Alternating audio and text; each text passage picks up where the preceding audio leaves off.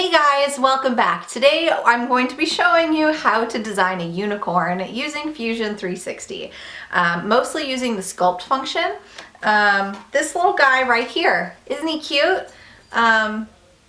This whole thing started because somebody on Twitter, I think it was Ron, had said that he didn't want to see any more maker coins and he didn't want to see a torture test. So I decided to come up with a unicorn because why not? So first I modeled this little guy here, and don't mind his horn, it's falling off. I knocked him off the bed.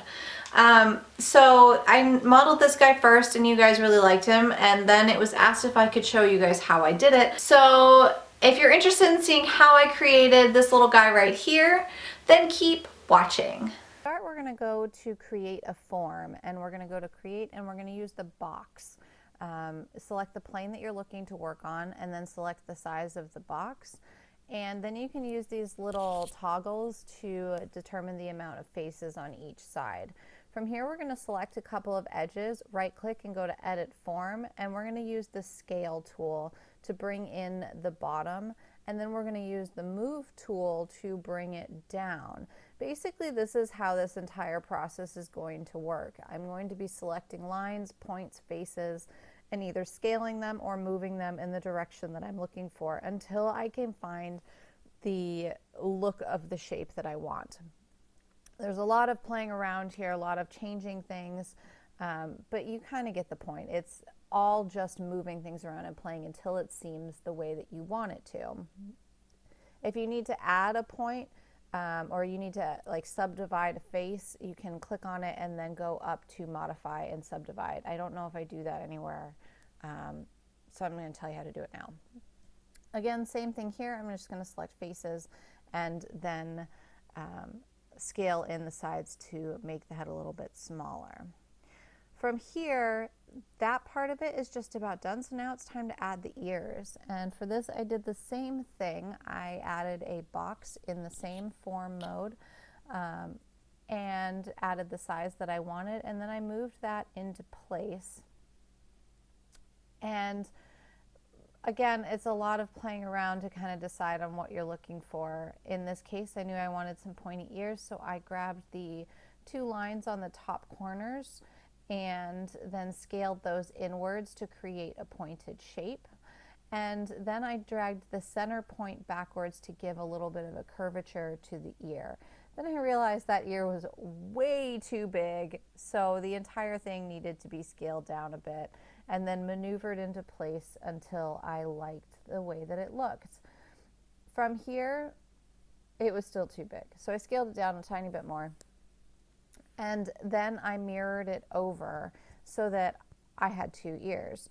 And to do that, you can just go to the Symmetry button up at the top and click on mirror, and you want the duplicate version for this. Now that I've got the shape for the head, it's time to start working on the horn, and I'm going to stay in the sculpt mode for this, and we're going to use a cylinder. So select the bottom plane, it'll make it easier later, and you're going to stretch that up to the size that you're looking for. And then I changed the amount of faces going up to just one so that I can create the point at the top. And I changed the faces around to 4 because that will make it easier to make the spiral. So from here, I'm going to scale in just the top ring. And once I have that done, I'm going to move into the patch mode. Using the patch will definitely close off the top and the bottom of your form. So to do that, you're going to select the ring, select create, and then click OK. To stitch those all together to create one body, you're going to click on stitch, and then you've got a body created. Now it's time to work on the spiral, but first you need to go up to preferences and make sure that you have allow 3D lines and splines. That will allow you to draw upwards instead of just on that plane.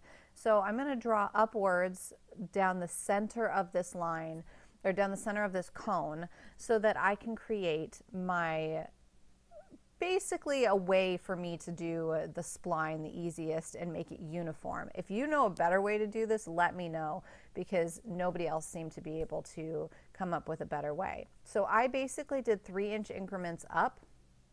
Sorry, not 3 inch, 3 millimeter increments up. and then drew off to one side and then rotated and did the next side and then rotated and did the next side towards the lines that are down the sides of the faces. This gave me basically an intersection of where the spline is going to go. So I did this along the entire length of the cone so that it made it more uniform. I tried freehanding it and it just did not turn out the way that I wanted every single time. I'm a little too OCD for that. So once you have the line started, I went one up and then an extra one down and out so that I knew where it was going to start and end. So for this, you're going to select your spline and then you're going to click on one of the intersections, then rotate around, click on the next, rotate around, click on the next. And you're going to continue to do that until you have your spline spiraling all the way around the cone and up to the top. When you finish it, you're going to click on the little OK button, which will actually finish it back to where you started. And then you have your completed spline. So from here, you need to add a little circle, which is going to add your definition to your ring. So I added, in the same sketch mode, I added a circle on the bottom face and went ahead and just rotated that so that it was following along the same path as the spline. From here, you're going to go over to create, and you're going to create a sweep. So you're going to select the circle, and then you're going to select the spline, and you're going to rotate it around. Now, as you can see, this didn't really look the way that I wanted it to, and that's because there weren't enough faces. So you can go ahead and adjust the amount of faces and adjust the height of your spline.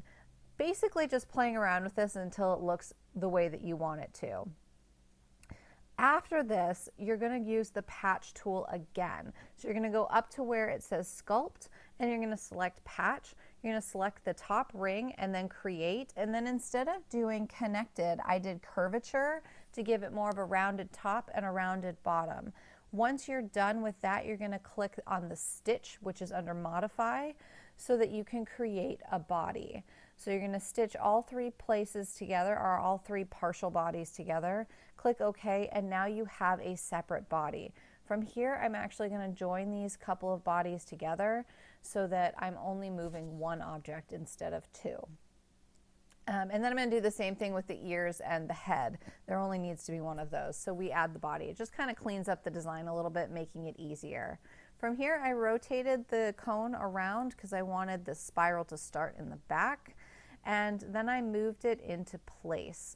Use any exact way of doing this. I just moved it to where it seemed like it was right. And then once I had it in about the right place, I rotated it over so that it was at the right angle. From here, I used the face of the head to split that body into two pieces so that if I wanted to use it for dual extrusion, I could. So I just split that in half and then turned off that bottom body. From here, it's time to work on the mane, and I'm just going to go through this super quickly because it's a lot of the same thing that we did for the head. It's just moving things around until you get things in the right spot. I have symmetry turned on this. I don't think if I were to do it again, I would turn the symmetry on. I was hoping it would speed things up, but it made the hair look a little too uniform for my liking. So keep that in mind. If you do want to turn symmetry on, if you go up to the top and select symmetry, you can select two faces and it will do the face, the line in between those two faces will be what is symmetrical. So go ahead and do that if you want. From here, I literally just played around with things until it looked the way that I wanted it to. So once I was done with the hair, it was time to move on to the face. So for this, I created a line on a sketch as a mirror plane, and then I drew on some ellipses that I was going to use as the nostrils and moved those into place and then mirrored it across. And then I played around with the mouth. Now for the mouth, I used some splines. I ended up using a couple arcs. I used basically whatever I could to get the shape that I wanted. And at first I didn't know what I wanted, so I was literally just playing around to see what shapes I could make.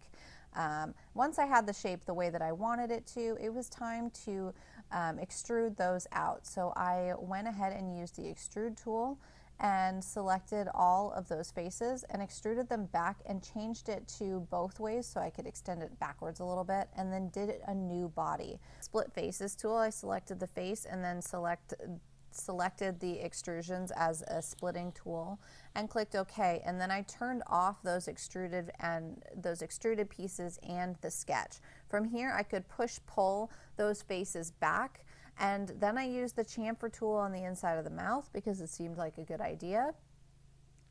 And then from there, adjusted the size of that to 1 millimeter because that's how far back I extruded it. And then from there I did the fillet tool on the insides and outsides of the nose just to make it a little bit smoother, not quite such a harsh circle.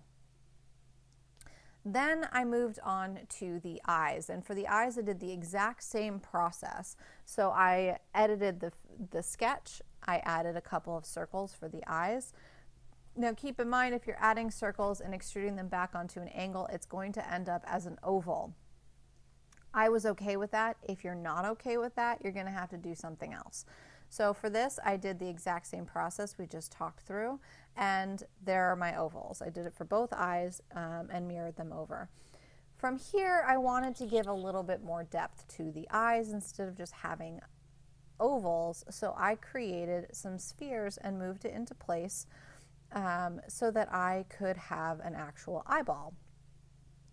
Again, I was not very exact with this. I just played around with it until it looked right. From there, I went ahead and extruded out the two eyes so that they were protruded out a little bit further, the two ovals. So I extruded those 2 millimeters, and then I adjusted the height of the sphere that I just had created so that it was sticking out a little bit further. Played around with the positioning of that, and once that was in the right spot, I mirrored that over so that I had 2 eyeballs where I wanted them. But that wasn't quite enough. I wanted it a little bit more, I wanted more detail.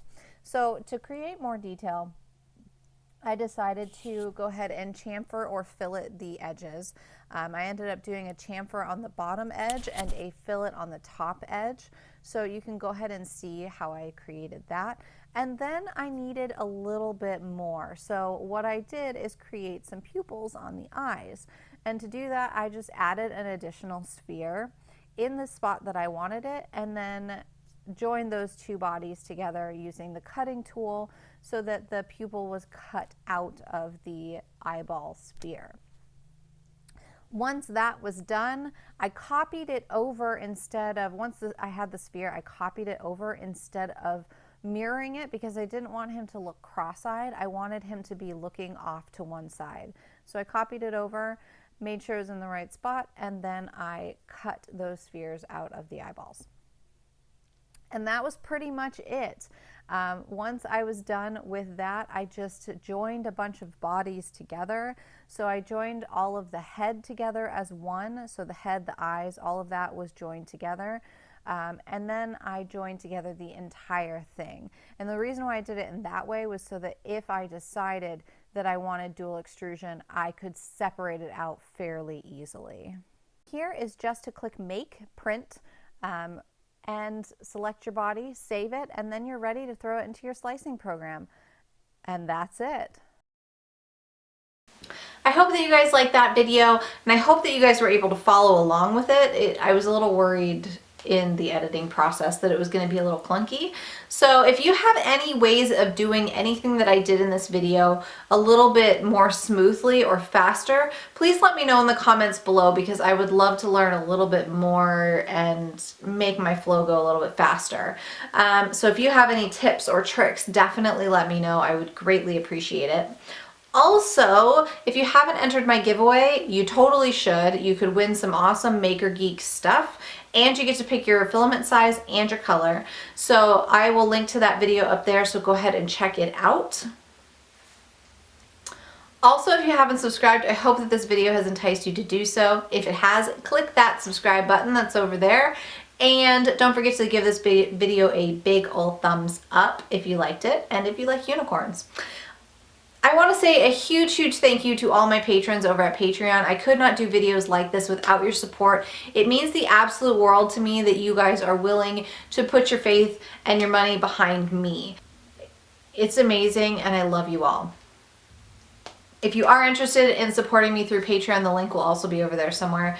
And that's really all I have for you guys today. I hope that you guys enjoyed this video, and I hope that you guys have an awesome weekend, an awesome new year, and let's kick off 2017 with a bang. I'll see you guys next time. Bye. We got Booper in the background. High five. Good girl. Up high? Oh, come on, get both. Get up high. No, you...